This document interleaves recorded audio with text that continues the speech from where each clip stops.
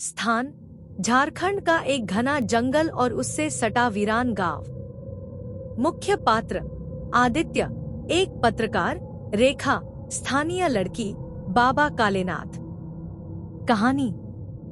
आदित्य एक खोजी पत्रकार था जो असाधारण घटनाओं और रहस्यमय किस्सों पर रिपोर्ट बनाता था। एक दिन उसे झारखंड के एक दूरस्थ गांव घुंघरू के बारे में खबर मिली, जहां पिछले 5 सालों से कोई सूरज डूबने के बाद बाहर नहीं निकलता था।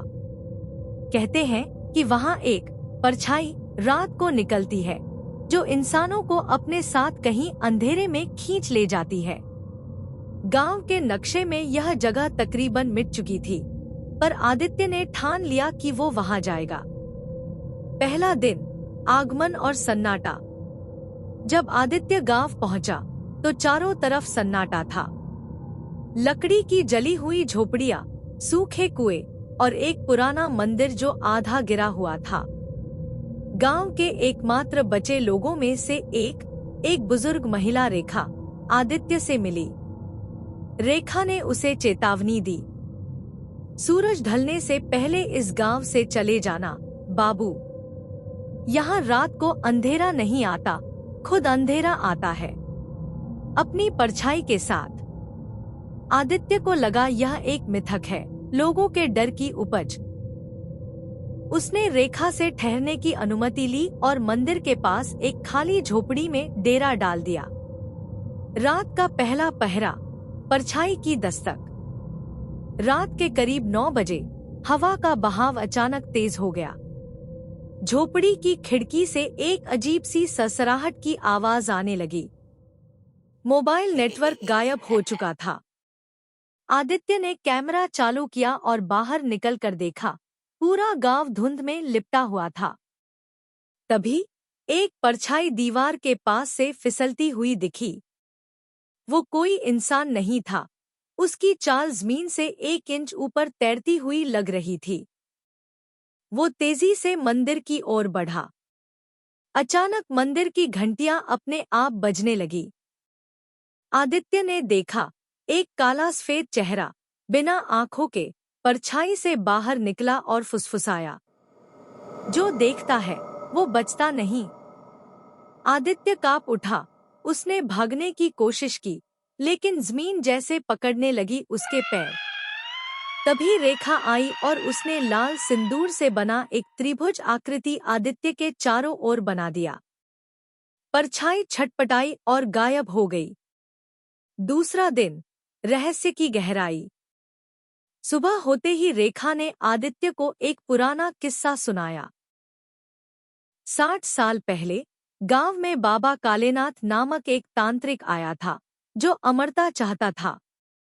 उसने अंधेरे की देवी अर्केशी को बुलाया और उसका सौदा किया, हर साल 5 आत्माएं। जब गांव वालों ने विरोध किया तो उसने खुद को देवी को अर्पित कर दिया, आधा इंसान आधा छाया बनकर। अब वो हर रात बाहर निकलता है, परछाइयों के जरिए लोगों को खींचता है और अंधेरे में मिला देता है। रेखा की माँ भी ऐसी ही गायब हो गई थी। तीसरी रात, आखिरी सामना। आदित्य अब इस रहस्य को खत्म करना चाहता था। उसने मंदिर की तहखाने में जाने का निश्चय किया, जहां बाबा कालेनाथ ने आखिरी बार यज्ञ किया था। रेखा ने उसे त्रिशक्ति मंत्र और एक पवित्र दीपक दिया जो केवल सच्चे इरादों से जलता था। तहखाना ठंडा, बदबूदार और अंधकार से भरा था। दीवारों पर अजीब चित्र बने थे, आधे इंसान आधी छायाएं। तभी दीपक कांपने लगा और सामने से एक लंबा काला शरीर निकला, बाबा कालेनाथ। उसके शरीर से धुआं निकल रहा था। चेहरा अब भी इंसान का था, लेकिन आंखें कोरी अंधेरे जैसी थी। तू क्यों आया है? खुद को मिटाने? नहीं, तुम्हें रोकने। आदित्य ने मंत्र पढ़ना शुरू किया। बाबा चीखा। अंधेरा उसके चारों ओर घुमड़ने लगा, पर जैसे ही दीपक की लौ उसके पास पहुंची, वो पीछे हटने लगा। दीवारें कांपने लगी। तभी आदित्य ने दीपक को बाबा की छाती पर रख दिया। एक जोरदार चीख हुई और पूरा तहखाना उजाले में नहा गया। बाबा की परछाई धुएं में बदलकर हवा में विलीन हो गई। मंदिर की दीवारें फटने लगी। आदित्य और रेखा भागकर बाहर निकले। अंत, सन्नाटा टूटा, पर कहानी बाकी है।